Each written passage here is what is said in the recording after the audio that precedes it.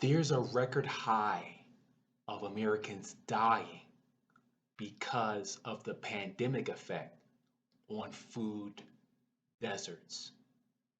The food desert population is over 24 million people in 7,000 communities across the USA.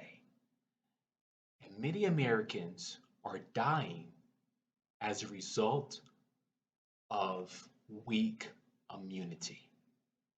Now, there's a connection between food deserts and immunity, and I will start with a brief history of food deserts. In 2007, the Rural Sociological Society published a document called Starved for Access, and that focused on how the problem affected rural residents. It addressed how the lack of attractive jobs caused many residents to move to more populated areas, which caused supermarkets to close some of their stores or reopen in smaller retail spaces. Food deserts are urban or suburban areas that are more than a mile from a supermarket, or rural areas that are more than 10 miles from a supermarket.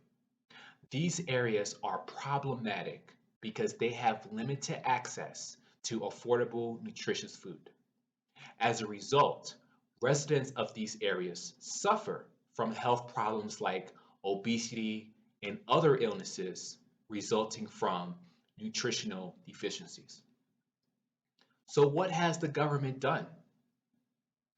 While the government gives food stamps to low income people, whether or not a person qualifies, the reality is that these residents are limited to bodegas and convenience stores to buy a very limited selection of food. The dependence on bodegas and convenience stores result in higher prices for those consumers. Currently, the new alternative is dollar stores, which are rapidly expanding in food desert areas. Their offerings are cheaper, but everything else is similar to their local competitors, like the abundance of processed food products and lack of fresh produce. A lesser known alternative is the farmers markets, which sell fresh produce, meat, and dairy. Unfortunately, their presence is often scarce in urban areas where residents struggle to shop during their shorter business hours. In rural areas, their presence is less scarce, probably because of the closer proximity from farm to the market. Rural residents typically shop at farmers markets for longer durations compared to urban and suburban residents. After living almost 5 years in Mexico and many different cities and towns all over the country, I noticed that there are significantly less food deserts in Mexico versus the United States. There are several farmers markets that can be found in any uh, locale in Mexico.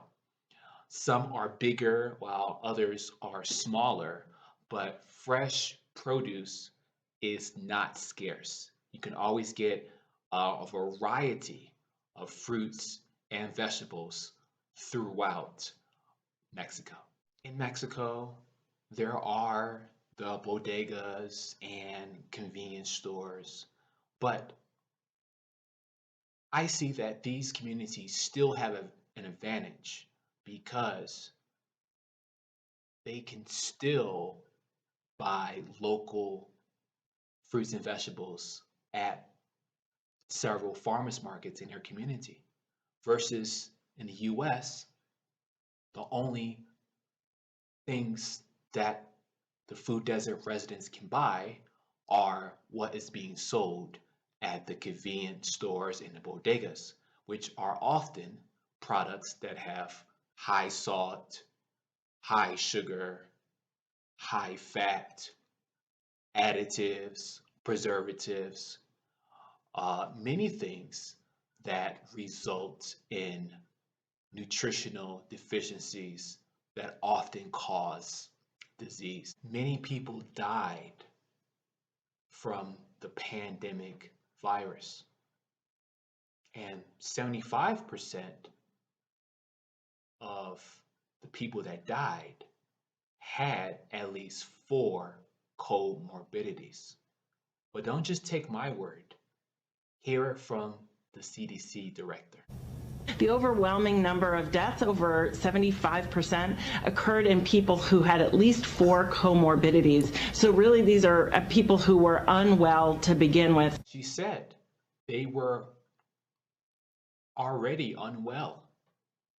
And unfortunately, when you have food desert residents limited with shopping at bodegas and convenience stores and buying those products and eating that on a regular basis, then diseases like cancer or cardiovascular disease or diabetes, that's going to be an eventual reality for those residents. The Philadelphia neighborhood that I was raised in was a food desert for many years.